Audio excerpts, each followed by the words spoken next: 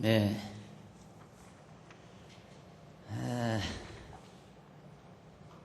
하나님의 말씀, 잠언 20장 4절 되죠? 잠언 20장 4절.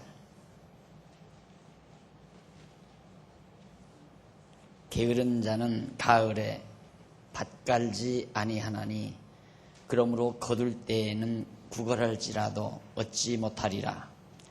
사람의 마음에 있는 모략은 깊은 물 같으니라. 그럴지라도 명철한 사람은 그것을 길어내느니라. 많은 사람은 각기 자기의 인자함을 자랑하나니 충성된 자를 누가 만날 수 있으랴. 6절까지 내용입니다. 교재는 4301페이지 7번째 줄 거기 보면 4절과 6절 20장 4절 6절 나옵니다. 이제 읽어드린 내용의 말씀인데 솔로몬이 아들에게 하는 말이죠. 그것은 여호와의 정하신 뜻을 분별함에 대해서 가르쳐줍니다. 어떻게 하면 여호와 하나님의 뜻을 우리가 분별할 수 있나? 명철이죠. 명철이란 하나님의 뜻을 잘 분별하는 것을 명철이라고 그러는데 그 하나님의 정하신 뜻을 분별하는 것에 대해서 솔로몬이 아들에게 말해줍니다. 근데 거기 보면 4절에 게으른 자는 가을에 밭 갈지 아니하나니, 게으른 자는 가을에 밭을 갈지 않는다 이 말이죠. 그러므로 거둘 때에는 구걸할지라도 얻지 못한다. 곡식을 거둘 때 아무리 구걸한다 할지라도 먹을 양식을 얻을 수가 없다. 그런 말을 솔로몬이 아들에게 합니다. 이 내용은 이는 장차 다윗 왕가를 이탈할 어리석은 여로보암의 행동과 그 결국을 비유한 겁니다. 곧 무슨 얘기냐면 솔로몬 왕의 신복인 여로보암은 왕의 아들 르호보암이 왕위에 오를 때 적극 협력을 하지 아니하므로 다윗 왕가의 영광에 참여하지 못한다는 뜻을 비유적으로 말을 해주는 거죠. 그러니까 르호보암이 정말 다윗의 뒤를 이어서 왕위에 오를 때 여로보암, 솔로몬의 신복부하인 여로보암, 오늘 낮에도 성도대학 시간에도 배웠습니다마는 여로보암이 적극적으로 르호보암을 협력해서 다윗 왕가를 이뤘어야 되는데 그러지를 않고 협력하지 않았다. 그러니까 당연히 씨를 뿌릴 때 씨를 뿌려야 거두는 거고 씨를 안 뿌리면 못 거두는 것처럼 여로보암의 행위, 여로보암이 행한 그 행위에 따라서 결국 그는 르호보암의 영광에 참여하지 못하는 결과를 가져온다. 그런 것을 이제 비유적으로 지금 설명한 얘기입니다. 그러면서 이제 사람의 마음에 있는 모략은 깊은 물 같다. 사람의 마음에 있는 모략, 계략이죠. 그 모략, 계략 이런 것들은 아주 깊은 물과 같다고 하면서 아무리 깊다 할지라도 명철한 사람은 그것을 길어낸다. 그러니까 사람의 마음속에 아주 지혜롭고 총명한 계략, 명철함 이런 것들이 마음속에 있는데 아무리 마음속에 깊다 할지라도 정말 그 마음속에 있는 깊은 물과 같은 그걸 길어내서 요긴하게 활용을 할 수 있다 이 말이죠. 그것도 하나의 비유죠. 뭐에 대한 비유냐면 다시 말하면 여호와의 정하신 뜻, 하나님의 작정하신 뜻이죠. 그 뜻에 따른 마음의 계획이 깊은 물처럼 심오하다 할지라도, 여기 이제 재번역 우리말 성경을 그냥 우리가 쉽게 이해하기 쉽게 제가 번역을 해드린 겁니다. 여호와의 정하신 뜻, 그것을 그 뜻에 따른 마음의 계획이 깊은 물처럼 심오하다. 그러니까 하나님의 뜻을 잘 분별해서 작정하신 뜻을 분별하는 게 명철인데 그 명철에 따른 계획은 굉장히 심오한 거다 이거예요. 왜? 하나님의 섭리가 심오하기 때문에 그 섭리를 따라서 계획을 세우는 그 계략 자체도 굉장히 심오한 거다. 깊은 물처럼 그렇게 심오한 거다 이 말이죠. 그런데 여호와의 정하신 뜻을 분별할 줄 아는 명철한 사람, 여호와의 뜻을 올바르게 분별할 줄 아는 그런 명철한 사람은 그 계획을 알 수 있다는 뜻으로 그렇게 말해준 겁니다. 그러니까 하나님의 뜻을 잘 분별하는 그 깊은 심오한 그 뜻을 지혜로운 자는 다 찾아낼 수가 있다.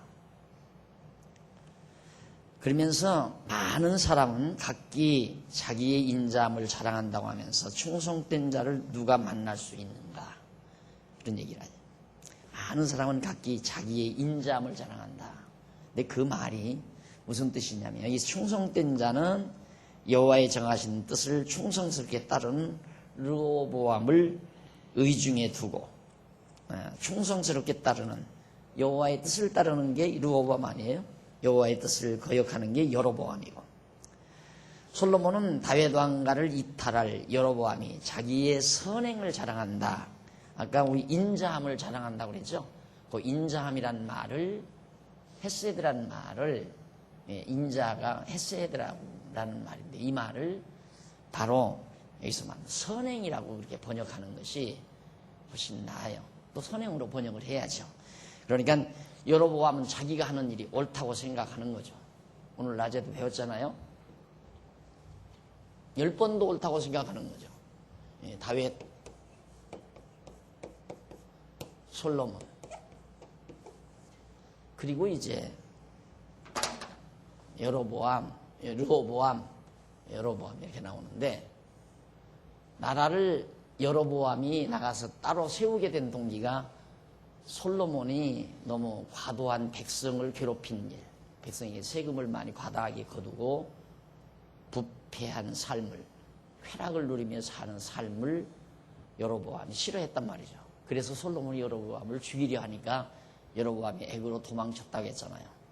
그러자 이제 솔로몬이 죽고 아들 르호보암이 왕위에 올랐을 때 여로보암이 망명을 갖다가 이제 돌아온 거죠. 고국으로 돌아와서 이 르호보암에게, 왕의 아들에게 권면을 한 겁니다. 나이 드신 어른이, 어쨌든 솔로몬의 신하였으니까 르호보암보다는 훨씬 나이가 많죠. 노인 어른인데 이분이 어른답게 조용히 이제 많은 백성들을 거느리고 찾아가서 당신 아버지처럼 그렇게 하지 말고 세금도 낮추고 백성들에게 무거운 짐을 지우지 말아라. 그런데 그 말은 안 듣잖아요. 그러니까 여로보암은 당연히 안 되겠다. 내가 르호보암을 왕으로 받들어 섬길 수가 없다. 여로보암이 자기 선행이, 자기가 그렇게 행하는 것이 옳다고 생각한 거예요. 우리가 일반적으로 생각하면 우리 인간적인 입장에서 10번도 옳은 얘기 아니에요. 나라를 가서 다시 세우니까 백성 대다수가 다 따라간 거예요. 옳다고 생각하니까. 맞다. 여로보암이 10번도 옳은 말이다. 우리는 여로보암을 따르자. 르호보암은 나쁜 사람이다. 그래서 여로보암에게 10집 하나 다 따라가가지고 왕위에 오른 거란 말입니다. 그러니까 여로보암은 자기의 행위가 선하다고 생각한 거예요. 근데 여기는 번역을 인자하다고 생각한다 이렇게 번역을 했는데, 번역 자체가 인자하다고 번역하지 말고 선하다, 자기 행위가 선행을 자랑하는, 자기가 선한 행위를 하고 있다고 자랑한다. 근데 백성이 여호와의 뜻을 따라 왕위에 오를 르호보암을 따르기가 쉽지 않다는 사실을 의중에 두고 하는 말입니다. 그러니까 솔로몬이 지금 현재 이 부분에서 르호보암에게 권면하는 건, 많은 사람들이 여로보암이 자기가 선하다고 생각하니까 이쪽에 많은 사람들이 따라간다. 너를 따를 사람이 그렇게 쉽지 않다. 이런 얘기예요. 왜? 너무 깊으니까. 이 여호와의 작정하신 뜻이 이게 깊은 거란 말입니다. 깊은 우물물처럼 매우 깊기 때문에 그건 아무나 길어낼 수가 없다. 그러나 총명한 사람, 지혜로운 사람은 깊은 우물물을 길어내서 먹듯이 바로 하나님의 이 심오한 뜻도 찾아낼 수가 있는 거다. 그러니까 너무 깊어서 많은 사람들이 네가 가는 길, 르호보암이 하나님의 뜻을 따라서 살아가는 그 길은 사람들이 몰라줄 거고, 그 대신 여로보암이 자기의 행위가 선행이라고 자랑하는 그런 자랑을 사람들은 곧잘 따르게 될 것이다. 그래서 참 실감나는 얘기지만 인본주의, 인간을 본위로 한 주장이나 이론은 사람들이 쉽게 따라요. 쉽게 공감하고. 그러나 여러분들이 직접 살아보시고 또 전도도 해보시고 그러지만 여러분들의 말이 또 여러분들의 생각이 친구들이나 가족에게나 친척들에게 쉽게 안 먹혀 들어가잖아요. 몇 번 하다가 결국 봉변당하고 그 다음부터는 형제들 모여도 입 딱 다물고 우리 종교 얘기는 하지 말자 그러잖아요. 왜? 많은 사람이 공감을 안 해주니까. 왜 공감 안 해주는가? 깊으니까. 여호와의 정하신 뜻, 하나님의 이 작정하신 뜻은 굉장히 깊단 말입니다. 심오해요. 그러니까 사람들이 거달키로 생각하는 그런 사람들의 사고가 이런 깊으신 하나님의 오묘한 뜻을 이해할 리가 없죠. 못하는 거라 이 말이죠. 그걸 지금 솔로몬이 자기 아들 르호보암에게 말해주고 있는 겁니다. 그러면서 이렇게 이제 솔로몬은 아들에게 정하신 뜻을 분별함에 대해서 가르쳐줘요. 하나님의 작정하신 뜻을 아무나 분별하는 게 아는 게 아니다. 아무나 그걸 알 수 있는 게 아니다. 그 깊이가 그 하나님의 오묘한 뜻이 너무 깊고 오묘하기 때문에 쉽게 알 수가 없다. 자, 그러면서 이제 20장 넘어가요. 20장 7절로 21절에 보면 의로운 왕이 지혜롭게 나라를 다스리는 지혜를 가르쳐 줍니다. 의로운 왕. 자, 한번 7절 보십시다. 완전히 행하는 자가 의인이라 그 후손에게 복이 있느니라. 자, 이런 말 한 구절 딱 읽고 보면 야, 죄 짓지 말고 의롭게 살아야 정말로 그 후손이 복을 받고 산다. 보편적으로 우리 사람들이 대부분 많은 사람들이 가지고 있는 생각과 그냥 일치해버려요. 나쁜 일 하지 말고 공덕을 쌓아라. 그러면 자손이 다 복받고 사는 거다. 이거 다 우리 어렸을 때부터 어른들에게 배워오고 예수 필요 없이 성경과 관계없이 다 자녀들 요즘에는 이제 그렇게 교훈을 안 하지만 우리 어른들 다 그렇게 교훈했거든요. 야, 착하게 살아라. 그래야 자손 만대 복받고 산다. 이런 말 어른들에게 다 듣고 그 얘기는 똑같은 얘기 아니에요? 그러니까 성경을 제대로 모르면 그냥 이거 가지고 상식적인 얘기를 하는 거예요. 그러니까 그런 말 하면 누구나가 쉽게 알아듣죠. 그러나 한번 넘어가서 보십시다. 4303페이지 제일 위에 보면 7절로 11절까지의 내용이 나와요. 7절로 11절은 솔로몬이 아들에게 의로운 왕이 모든 악을 심판함에 대해서 가르쳐주는 내용이에요. 11절까지가. 그런데 솔로몬이 아들에게 그렇게 말하죠. 이제 말씀드린 대로 완전히 행하는 자가 의인이라며 그 후손에게 복이 있다고 그러게 했는데 여기서 완전히 행하는 자는 여호와의 정하신 뜻대로 행하는 솔로몬 스스로를 의중에 두고 일컫는 말입니다. 그러니까 완전히 그 하나님의 뜻대로 살아가는 자가 하나님의 정하신 뜻대로 살아가는 자가 의로운 자라 이 말이죠. 근데 우리는 이 의롭다는 말을 윤리적이고 도덕적인 것을 기준으로 해서 의롭고 악하고를 의와 선과 악을 구분해서 생각하잖아요. 그런데 성경은 의롭다는 것은 항상 하나님의 정하신 뜻의 반열에 서 있는 자, 즉 선택된 백성을 의인이라고 그러고 유기된 백성, 버린 백성을 악인이라고 성경은 계속해서 말해오잖아요. 의로운 왕, 이 말은 하나님이 선택한 왕, 솔로몬 말고 아도니아,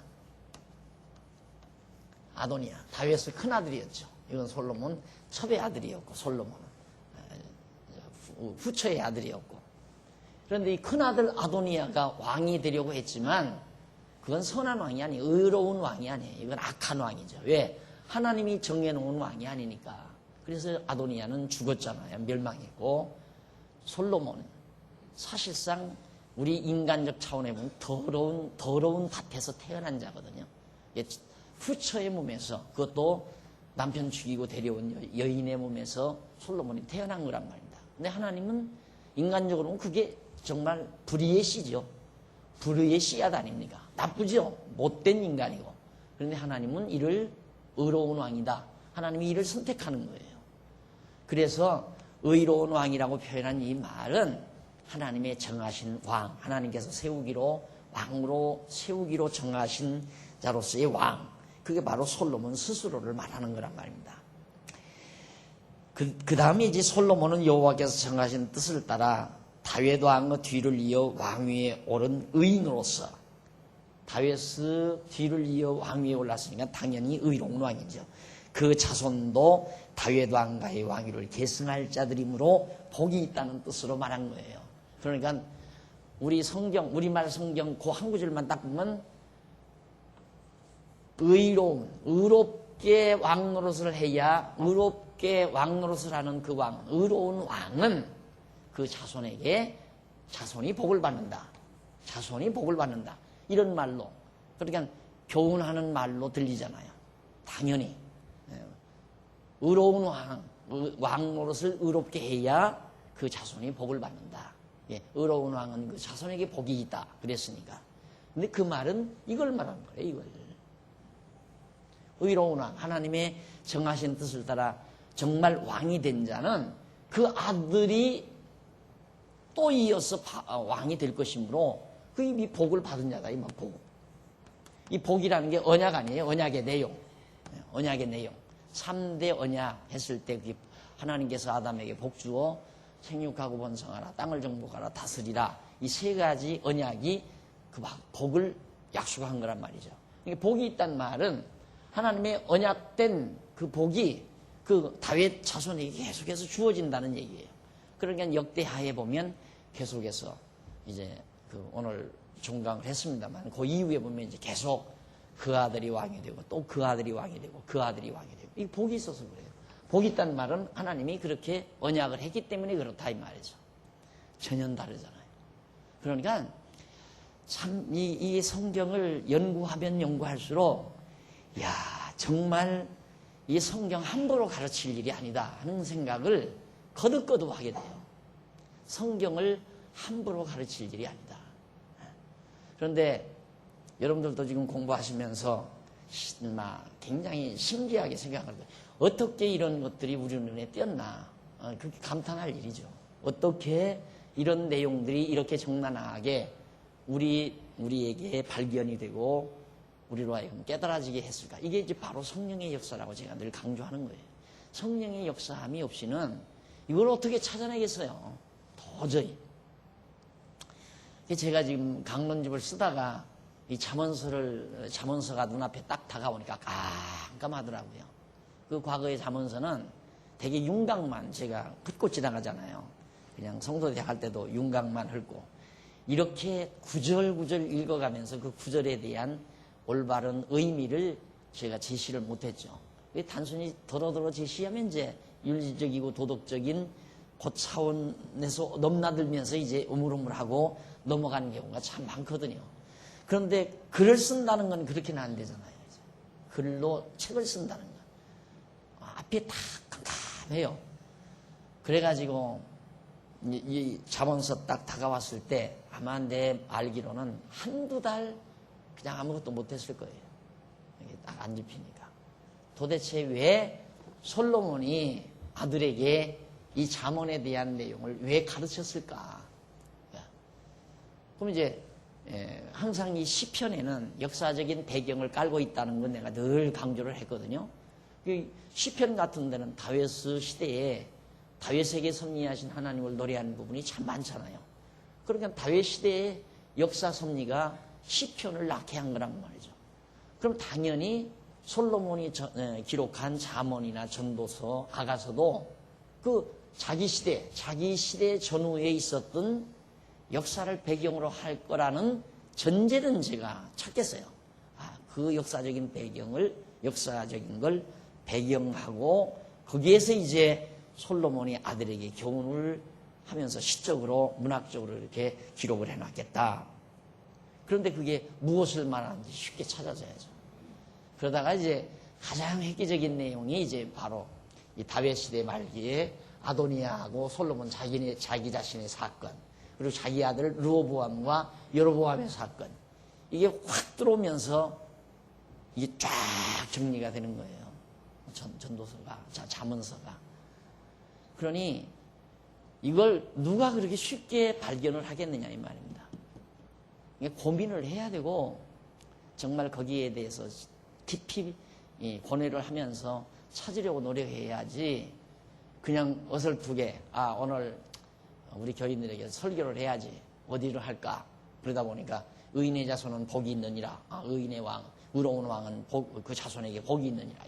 이거 오늘 하나님 앞에 의롭게 살으라고, 성도의 의로운 삶 해놓고 항미절을 읽고 1시간 내내 착한 일 해라, 선하게 살아라, 의롭게 살아라, 그래야 하나님께서 복받고 산다. 자손, 왜 어떤 집사님인가 죄가 인간의 혈을 타고, 그 자손 그 집안 혈통을 타고 죄가 내려온다는 책, 그게 굉장히 팔렸다는 거예요. 그러니까 그런 식의 설교, 교훈 딱 알맞죠. 그러고 지나가니까 고민이 없는 거예요. 그냥 성경 너무 깊이 알 것도 없고 그냥 완전히 행하는 자가 의인이라 그 후손에게 복이 있느니라. 그러니까 완전히 의롭게 행하는 자라야 복이 있다. 그 후손에게 복이 임한다. 그러니까 복 받으라, 이런 얘기가 강단 시간마다 외쳐질 수밖에 없죠.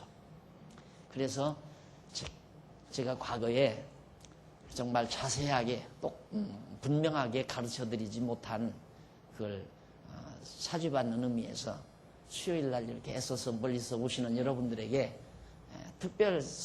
특별히 좀 말씀을 해드리려고 사실 잠언서를 수요일 저녁에 택한 겁니다. 그러니까 여러분 정말 놀라워요. 정말.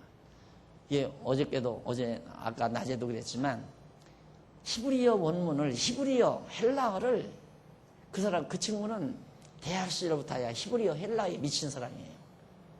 그걸 공부를 했는데도 그 사람 하는 말이 성경신학이 아니면 히브리어 헬라어를 아무리 정통을 해도 필요 없다는 거죠. 그럴 수밖에 없잖아요. 아까도 내가 말씀드렸지만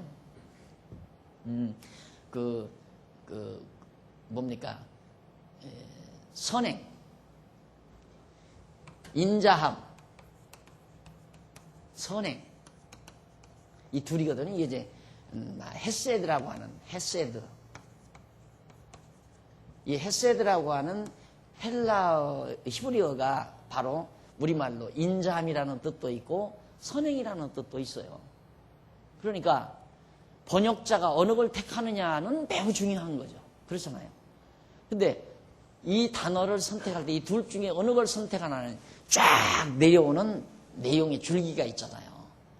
그 쫙 줄기를 찾아서 논리적인 체계를 따라서 내용이 연결될 때 인자함이 아니라 여기서는 선행이라는 의미로 기자가 헤세드라는 말을 선택했구나. 그렇게 해서 그렇게 해야 성경이 바르게 번역이 되죠. 그러니까 이 후배 목사님이 성경을 순수하게 우리말로, 한문으로 된 것도 전부 우리말로 그렇게 번역하는 번역 수업을 지금 초벌을 해놨는데, 해놓고는 마음에 안 드는 거예요. 자기도 그걸 해놓고도.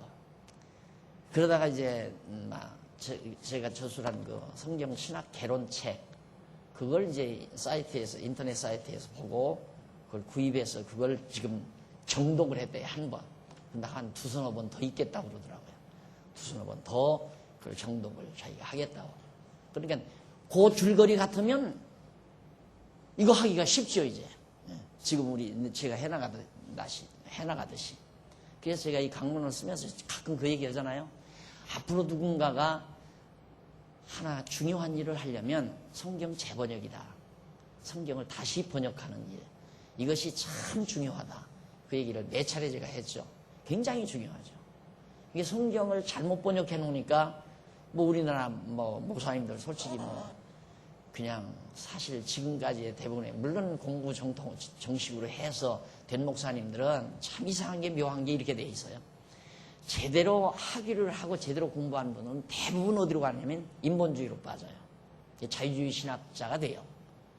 그리고 뭐 예를 들어서 복덕방 하다가 안 그러면 무슨 뭐 어디 장사하다가 뭐 망하고 사업하다가 다 부도 나가지고 갑자기 성령 충만 받아가지고 나도 주의 부르심을 받았다. 주의 종이 된다 해가지고 신학교 가서 그것도 분소신학 지방신학 분소신학 이런 데 가서 우물우물 해가지고 1년이나 2년 돈 부이나 주고서 이렇게 졸업장 받아가지고 목사들 그 사람들은 대부분 또 보수주의자라고 난리를 쳐요. 그게 한국교회 실정이에요 지금. 그러니까 이런 상태에서는 성경의 중요성도 모르고 그냥 성경에 있는 말 자기가 필요한 대로 뽑아 써서 뽑아다가 성도들에게 교훈하고 자기도 못하는 일을 자기는 다 하는 것처럼 성도들에게 다 불러씌우고 명령하고 공포감 불러일으키고 그렇게 해서 이제 아마 하나의 신권을 가지고 교회를 해나가는 거거든요. 그러니 이게 얼마나 심각한 일입니까? 그러니 여러분들께서 이제 이렇게 공부를 해보시지만 물론 이제 공부하시는 여러분들도 이 우리가 살아가는 이 상황이라든가 교계 상황을 깊이 모르시면 그렇구나 이런 차원에서 끝나시죠. 정말 그 말이 그렇구나 맞는 것 같다 이렇게 끝나요. 그러나 지금 세계 신학 동향이라든가 우리나라 한 교회 동향이라든가 현재 자유주의 신학이라든가 인본주의 신학자들의 동향 이런 것들을 알면 막 가슴에서 불이 일어나죠. 그러니까 어저께 찾아온 그 친구 그 후배도 막 이게 타는 거예요. 막 불이 속에서 불타기만 하면 뭐예요? 언어가 안 통하는데. 그러니까 정말 하나님께서 어떻게 하시려고 이렇게 하셨는지는 나도 모르죠. 나도 모르지만 어쨌든 놀라워요. 어떻게 지금 솔로몬이 교훈한 히브리어로 아들에게 교훈한 그 말씀 이게 히브리어 실제로 여러분들이 성경을 보시면은 이게 단어 하나가 한 문장이에요. 히브리어라는 건 단어 하나가 한 문장이 된단 말입니다. 그러니까 단어 하나 이렇게 써놓고는 이걸 하나의 문장으로 만들어내야 돼요. 그러니 그게 얼마나 어려운 일이에요. 따지고 보면. 근데 히브리 사람들이야 그게 자기네들이 언어니까 그렇게 어려운 건 아니죠. 그런데 문제는 그걸 어떤 문장으로 아까 말한 대로 인잠이란 우리가 이해할 때 인잠이라는 단어를 써서 이 문장을 만드느냐 선행이라는 말을 써서 문장을 만드느냐는 바로 번역자의 자유란 말입니다. 주관적 선택이에요. 그러니까 그런 번역서나 보고 그냥 한다면 이게 도저히 발견이 안 되는 거죠. 찾아지지 않는다 이 말이죠. 그래서 정말 이 강의 내용을 우리들이 하나하나 살펴가면서 이런 보화를 우리에게 주신 하나님 앞에 더욱 우리 다시 한번 감사를 해야 되겠고 이것이 오고 오는 우리 후손들에게 잘 전승이 되므로 다시는 잘못된 교훈에 빠져들거나 썩는 일이 없도록 하는 일이 선배된 우리들로서 매우 중요한 일이 아니겠나 하는 생각을 자주자주 해보는 겁니다. 그 다음에 이제 거기 보면 위에서 4303페이지 위에서 아홉 번째 줄. 곧 그러니까 내가 내 마음을 정하게 하였다. 내 죄를 깨끗하게 하였다라고 할 자가 누구냐고 그렇게 했는데 그 말은 곧 뭐냐면 여호와의 정하신 뜻에 따라 심판 자리에 앉은 왕의 눈앞에서는 아무도 악한 행위를 숨길 수 없다는 뜻으로 말한 거다 이 말이에요. 그러니까 내가 내 마음을 정하게 하고 내 죄를 깨끗이 하였다. 이 말은 하나님의 뜻이 밝히 드러나는데, 이게 하나님의 뜻, 정하신 뜻 아니에요. 이게 드러나는데 여기에서 숨길 것이 뭐 있냐. 아무것도 숨길 수가 없는 거다. 다 드러난다 이 말이죠. 그러니까 아도니아가 드러난 것처럼 여로보암도 결국 하나님 앞에서 그의 부정함이 다 드러나게 돼 있다. 그런 뜻입니다. 그리고 그러면서 한결같지 않은 저울추와 나오죠. 한결같지 않은 저울추와 말, 곡식을 대는 말 있죠. 이런 그런 말. 한결같지 않은 저울추와 말. 이게 말은 다 여호와께서 미워하시는 것이다. 속이는 거죠. 그러니까 비록 아이라도 그 동작으로 자기 품행의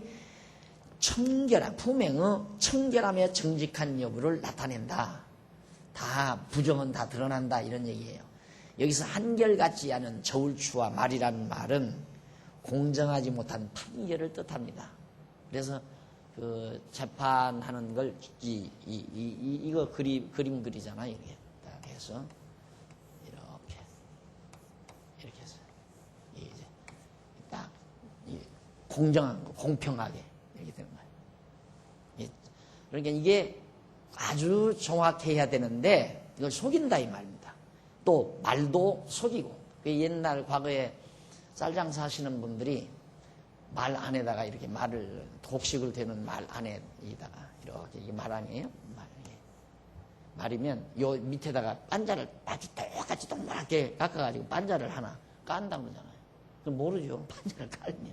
그리고 말을 댈 때 엄지손가락이 굵어야 돈을 많이 번다. 엄지손가락. 굵은 엄지손가락 푹 여기다 푹 집어넣고 이제 말 대서 이렇게 혹시 퍼주고, 그런 것들이 다 속임수죠. 그걸 지금 그런 것을 이제 의중에 깔면서 지금 말하는 겁니다.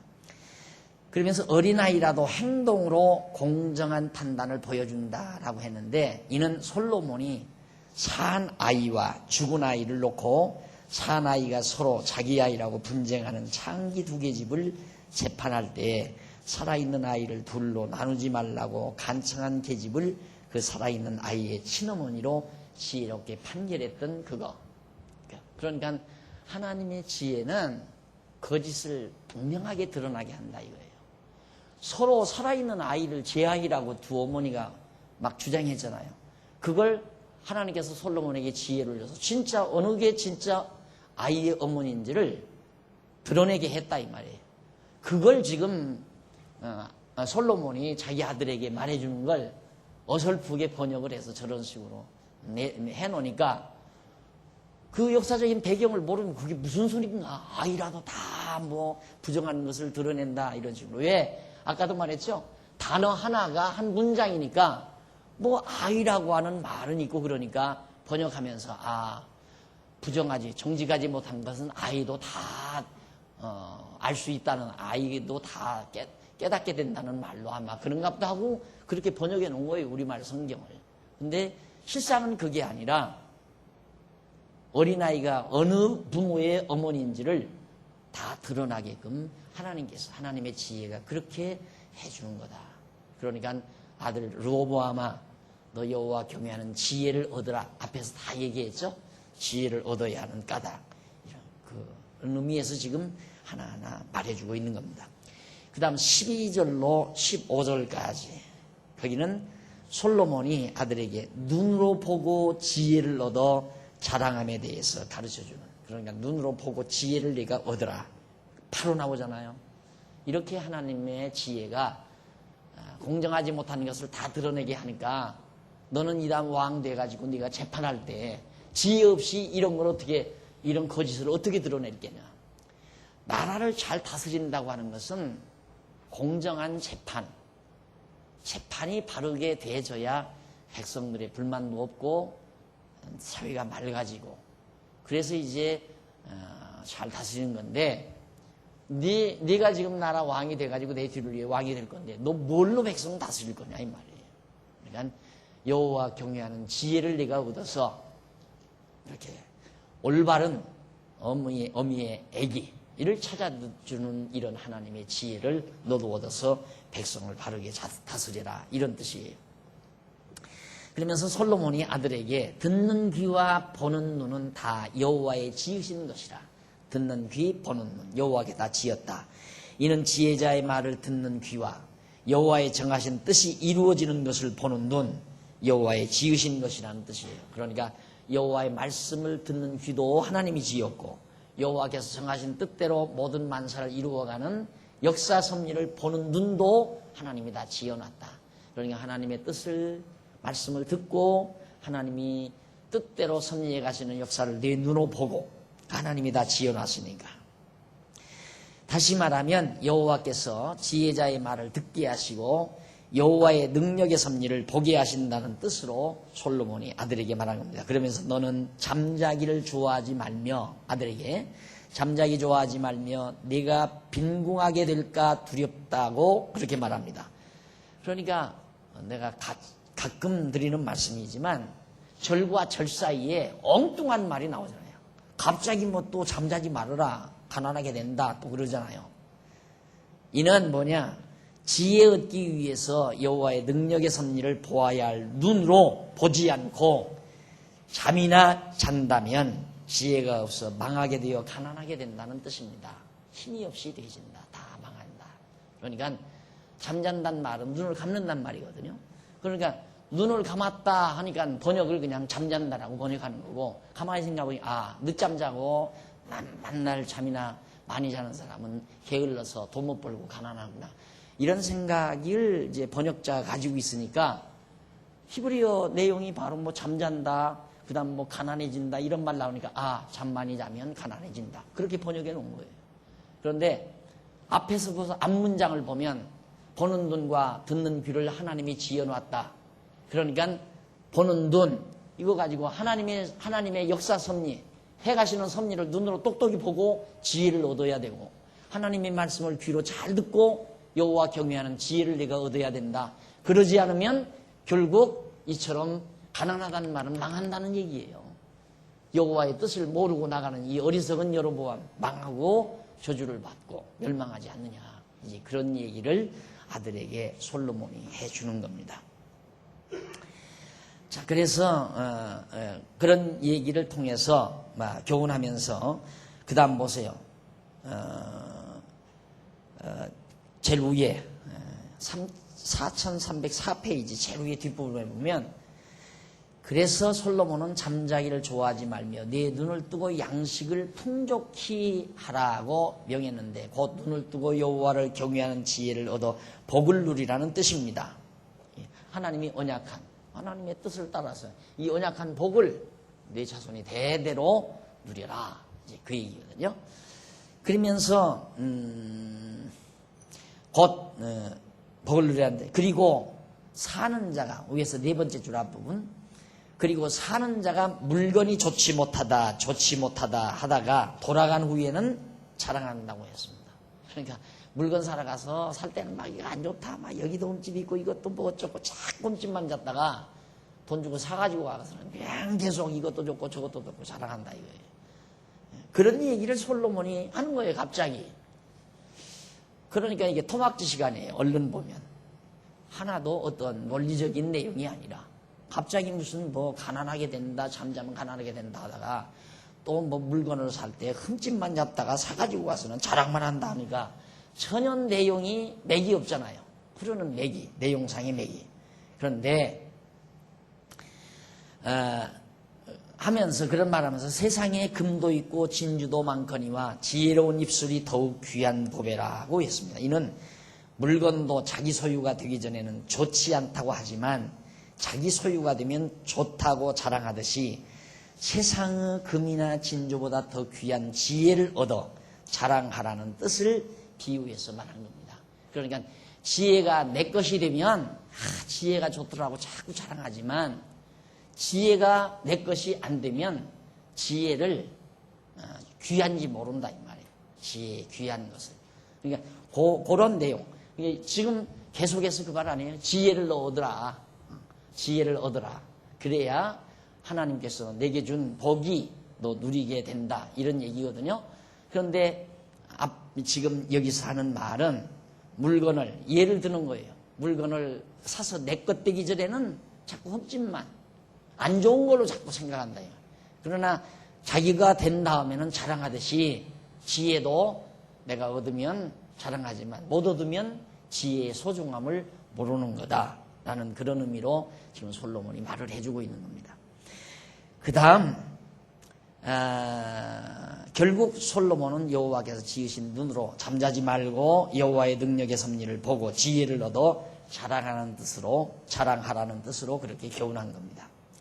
그 다음 16절로 18절 거기 보면 아들에게 이탈자나 이방 족속과 전쟁을 해야 함에 대해서 이탈자는 이제 여로보암이죠. 여로보암이 장차 이제 이방인들과 이제 연합해서 연합군을 조직해 가지고 남쪽 유다 다윗 왕가를 치고 들어올 거거든요. 그때 이제 전쟁하는 것에 대해서 가르쳐 줘요. 전쟁을 해야 하는 것에 대해서. 솔로몬은 아들에게 말하기를 타인을 위하여 보증이 된 자의 옷을 취하라며 의인들의 보증이 된 자는 그 몸을 볼모 잡힐 것이라고 그렇게 말했습니다. 그러니까 이게 뭔 얘기예요? 타인을 위하여 보증이 된 자의 옷을 취하라며 타인을 위해서 보증 섰는데 그 사람 옷을 취해라. 그 다음 의인들의 보증이 된 자는 그 몸을 볼모로 잡힐 것이라. 여기서 본문에서 타인이라는 말은 히브리 원문으로 자르라는 말이에요. 타인이라는 말이 자르라고 하는데 이는 곁길로 들다. 이 길로 가야 할 인간이 이 곁길로 갔다 이 말이에요.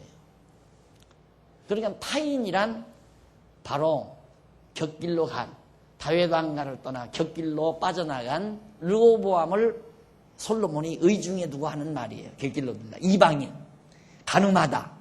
이게 바로 정치적으로 간음하는 형태죠. 배신했다 이 말이에요. 간음이란 뭡니까? 배신하는 행위 아니에요? 남편을 배신하는 행위. 그러니까 자르라는 말을 남녀 관계에서는 간음이라는 말로 번역을 하지만 정치적인 입장에서는 배반자, 이탈자, 곁길로 가는 자 이렇게 번역을 해야죠. 지금 정치적인 상황 아니에요? 그런데 여기다가 이제 간음하는 여인 이렇게 번역을 하니까 엉뚱한 얘기가 돼버리는 거예요. 엉뚱한 얘기가. 그래서 여호와께서 언약대로 세워주신 다윗 왕가를 이탈하여 여로보암을 따르는 무리를 가리키고 바로 자르라는 말, 타인이라는 말을 외인이라는 말은 나클이라고 하는데 이는 낯선 외국인, 이방인. 그러니까 여로보암과 여로보암의 무리를 자르라고 말한 거고 나클이라는 말은 이방인을 뜻하는 거라 이 말이에요. 이방 사람, 외인. 택한 백성이 아닌 이방 민족을 가리킵니다. 솔로몬은 여로보암을 따르는 무리가 보증이 되었을 경우는 옷을 담보로 하고 이방 민족이 보증이 되었을 경우는 그 몸을 담보로 하라는 뜻으로 말한 겁니다. 그러니까 뭡니까? 솔로몬이 여로보암을 따르는 무리가 보증이 되었을 경우는 옷을 담보로 하고 그러니까 그들을 다 무리들을 여로보암 따르는 무리들을 이제 담보할 게 없잖아요. 그러니까 옷을 다 담보해라. 그리고 이방민족이 보증이 되었을 경우는 그 몸을 담보로 해라. 이방민족은 다 사로잡으라 이 말이죠. 그러면서 속이고 취한 식물은 맛이 좋은 듯하지만 후에는 그 입에 모래가 가득하게 된다고 했습니다. 속이고 취한 식물 이것은 맛있는 듯하지만 맛이 좋은 듯하지만 후에는 입에서 모래같이 껄끄럽다. 이는 무슨 얘기냐면 여로보암을 따르는 무리의 소유나 이방 족속의 소유를 몰래 속여서 빼앗지 말고 정당하게 취하라는 뜻으로 비유해서 말한 거예요. 그러니까 이들하고 이제 전쟁을 할 때 아니, 싸우려면 정정당당하게 싸워서 이들을 다 담보, 옷도 빼앗고 이들 몸도 데리다가 사로잡아다가 노예도 시키고 그런 말이에요. 아주 비굴하게 속이고 그러지 말고 당당하게 싸워라. 왜? 여호와가 너와 함께 한다는 얘기예요. 솔로몬이 지금 르호보암에게 하는 말은 너 겁내지 말고, 여호와가 너와 함께 하니까 너 겁내지 말고 당당하게 싸워서 저들의 소유, 이들의 소유를 빼앗고 이들은 다 벌모로 잡아다가 노예로 삼고 몸을 사로잡으라 이 말이에요.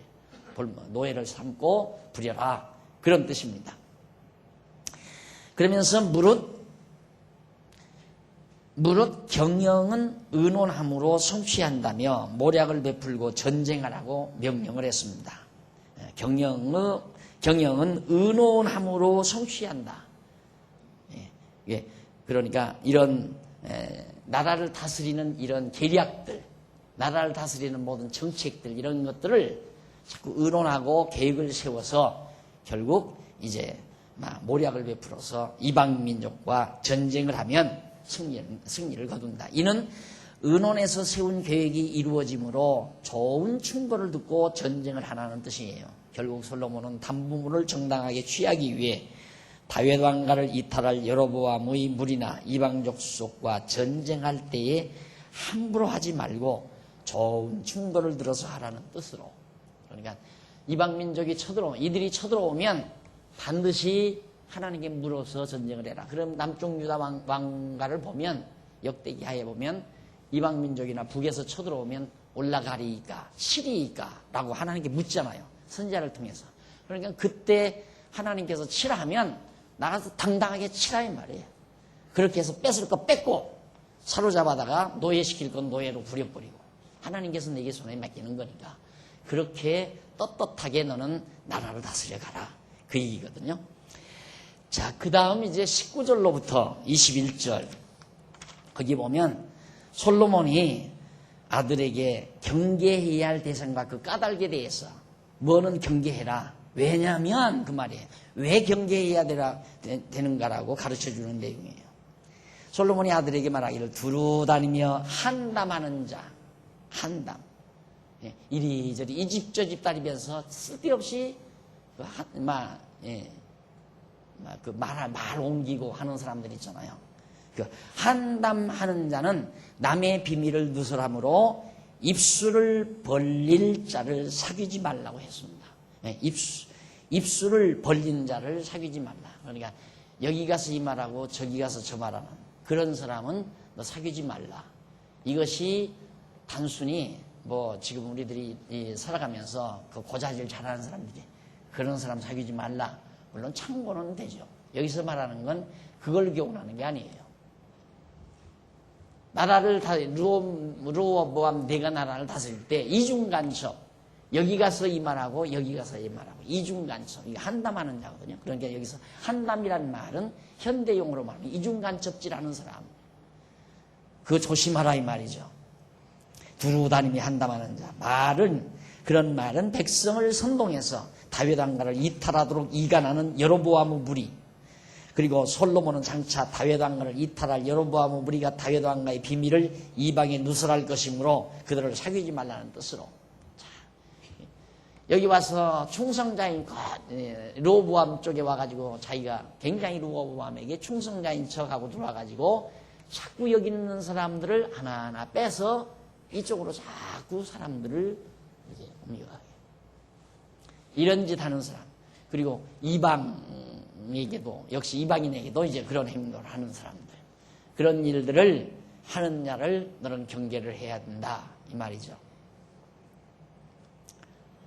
그리고 자기의 아비나 어미를 저주하는 자는 그 등불이 유암 중에 꺼짐을 당할 것이라고 하면서, 이는 부친 다윗 왕 시대에 아들 압살롬이 자기가 왕위에 오르려고 반역을 일으켜 다윗 왕을 예루살렘에서 쫓겨나게 했던 사실을 의중에 두고 말하는 것으로 여겨집니다. 성경 구절 나오죠. 여기 사무엘하 15장에 다윗 때 한 얘기. 다윗 때 다윗이 왕위에 올랐는데 아들 압살롬이 다윗 자기 아버지를 죽이고 자기가 왕이 되려고 예루살렘 정복했잖아요. 다윗은 도망쳐버렸죠. 성에서 나가버렸어요. 그렇게 됐다면 어떻게 돼요? 캄캄한 세상 될 거 아니에요. 다윗 왕이 죽어버리고 압살롬은 하나님이 선택지도 않은 자식이란 말은 이 자식이란 말이에요. 내가 욕하는 게 아니라 이 잘못된 다윗의 자식이 아들이 왕위에 올라가게 되면 완전히 다윗 왕과는 뭐 암흑천지가 되는 거죠. 지금 그 얘기예요. 부모 죽이고 어미 죽이고 왕가. 근데 아도니아가 또 그 짓하라고. 아버지 죽지도 않았는데. 여로보암은 이제 물론 다윗의 아들은 아니지만은 저런 일들이 이스라엘 나라에 많이 벌어지는 데 대해서 솔로몬이 지금 하나하나 교훈해주고 있는 겁니다. 그 다음 이제 처음에 속히 잡은 산업은 마침내 복이 되지 아니한다고 했습니다. 이 역시 과거에 압살롬이 반역을 일으켜 일시에 왕위에 올랐고 그 후 아도니아가 붙인 다윗 왕을 배반하고 왕위에 올랐으나 결국 그들이 모두 멸망을 당한 사실을 솔로몬이 우중에 두고 조급하게 쉽게 얻은 기업.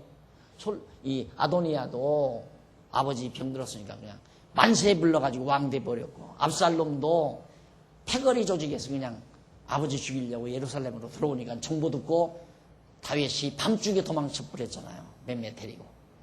그래 당장 쉽게 왕의 자리에 앉은 거예요. 유지 못한다. 경기는 망하게 된다. 다 망했잖아요. 그러니까 여로보암도 그런 것을 솔로몬이 우중에 두고 장차 여로보암이 쉽게 많은 사람의 호응을 받아서 왕이 되지만 결국은 다 망한다. 결국 하나님의 뜻만 선다 이 말이거든요. 하나님의 뜻이. 그러니까 여기에 모두 지금 교훈하는 내용의 핵심은 그거예요. 하나님의 뜻이 서지는 거다 이 말이에요. 사람의 욕심이나 사람의 계획은 다 안 되는 거다. 그래서 잠언이 주권성 찬양이라고 말해요. 하나님의 주권성, 여호와의 주권성 찬양. 잠언 전부가 다 그 내용으로 가득 채워져 있습니다. 그래서 여호와의 정하신 뜻에 의해 왕위에 올라 복을 누리는 것이기 때문에 탐욕에 의해 조급하게 먼저 왕위에 오르게 된다 해도 그것은 끝내 복이 되지 못한다는 뜻으로 말한 겁니다. 이렇게 해서 솔로몬이 일단 아들에게 의로운 왕이 지혜롭게 나라를 다스리는 지혜에 대해서 어떻게 나라를 다스려야 되는가, 전쟁하는 문제, 그리고 왕위에 오를 때에도 급하게 서들지 말라, 조급하지 말라. 급하게 서들지 않아도 하나님의 뜻은 이루어지게 돼 있는 거니까.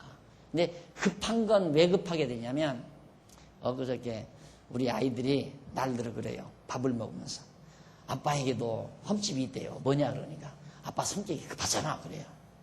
제가 성격이 급하지요 솔직히.